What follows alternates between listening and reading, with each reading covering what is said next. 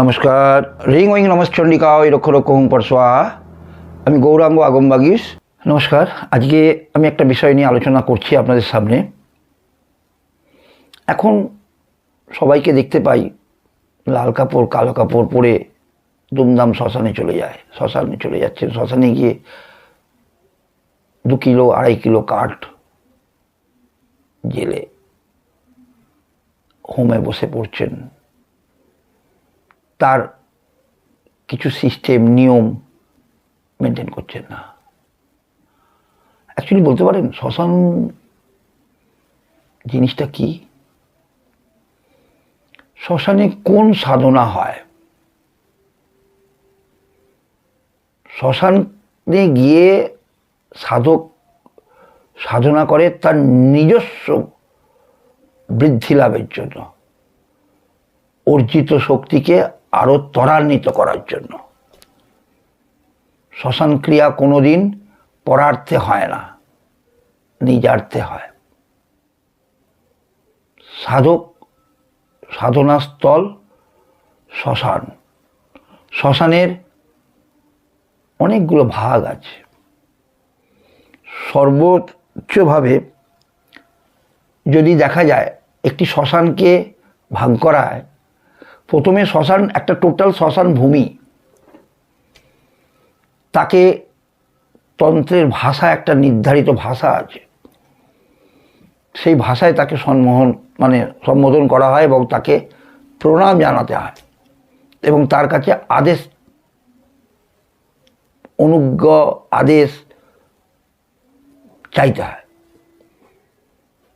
এই সমগ্র শ্মশান ভূমিটার যে নাম হলো, তাকে বলা হয় পিতৃভূমি। আর এই শ্মশানের মধ্যে যেখানে সবকে দাহ করা হয়, সেটি একটি সুন্দর নাম আছে, তার নাম হলো মাতৃভূমি। এই পিতৃভূমির ওপর মাতৃভূমির অবস্থান প্রকৃতি পুরুষ অর্থাৎ সদাশিব।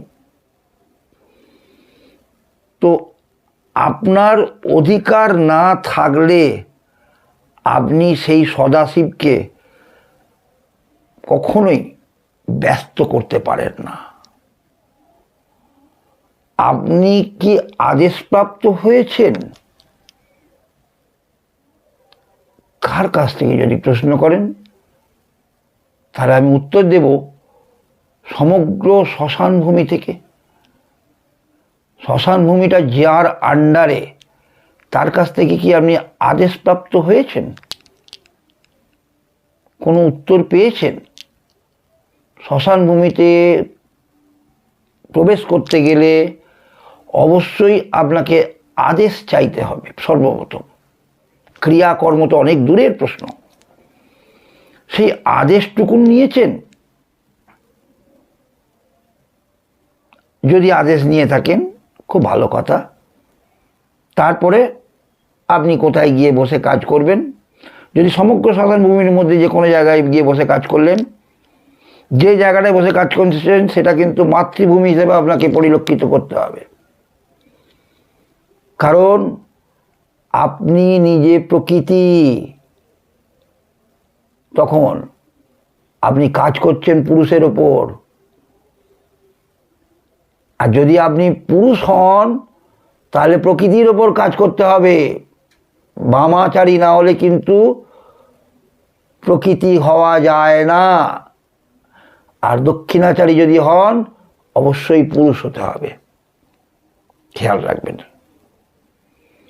এইবার আপনি যখন চিতার মধ্যে গিয়ে বসে কাজ করছেন, আপনি কি খেয়াল করেছেন যে আপনি কোন চিতার মধ্যে বসে কাজ করছেন? চিতা 2 প্রকার হয়। একটি অর্ধবয়ব চিতা, খাল কাটা, আর একটি পূর্ণবয়ব চিতা। এই পূর্ণবয়ব চিতা জেনারেলি আমরা শহরাঞ্চলে দেখতে পাই না। আমরা শহরাঞ্চলে সাধারণত অর্ধবয়ব চিতা দেখতে পাই। এখন শ্মশান বলতে গেলে মানুষ তারাপীঠকেই জানে। তারাপীঠে কিন্তু কোথাও কোনো পূর্ণবয়ব চিতা দেখতে পাবেন না। এই পূর্ণবয়ব চিতা পাওয়া যায় প্রান্তিক কোনো গ্রামে যদি যান, সেই গ্রামের মধ্যে গেলে দেখতে পাবেন শ্মশান সেখানে ভাগ করা আছে। একটি ব্রাহ্মণের শ্মশান, একটি ক্ষত্রিয় শ্মশান। আবার এই ক্ষত্রিয় শ্মশানের মধ্যে ভাগ করা আছে একটি ন্যাচারাল ডেথ, একটি আনন্যাচারাল ডেথ, অপমৃত্যু। অপমৃত্যু যে শ্মশানে করা হয়, ক্রিয়া হয়, করা হয়, সেই শ্মশানে কিন্তু তন্ত্র সাধনার ক্রিয়ার জন্য অবশ্যই উপাদেয়। আর যদি বলেন কোনো মানুষকে নিয়ে গিয়ে আপনি শ্মশানে বসে কাজ করবেন, নেট ফল জিরো। শ্মশানে গিয়ে কোনো আপনি সাধক সাধনা ছাড়া কোনো ব্যক্তির শ্মশানে গিয়ে কোনো ক্রিয়া করতে যাইবেন, হবে না। নামে করছেন, ফালতু করছেন, কোনো কাজে লাগে না। আপনি নিজে যান, সাধন কার্য করুন, সেখানে নিজের ঊর্জা তৈরি করুন, করে এসে শ্মশান থেকে নেমে গিয়ে যে কোনো মাতৃভূমিতে গিয়ে, মায়ের স্থানে গিয়ে আপনি সেই আপনার যজমানের ক্রিয়া করুন, দেখবেন সেই কাজটি আপনার সঙ্গে সঙ্গে সাকসেসফুল হয়ে গেছে। কিন্তু শ্মশানে গিয়ে কোনো ভালো কাজ হয় না। শ্মশানে কোনো দিন কারো ভালো কাজ করার জন্য কেউ শ্মশানে গিয়ে কোনো ফলপ্রসূ লাভ করতে পারে না।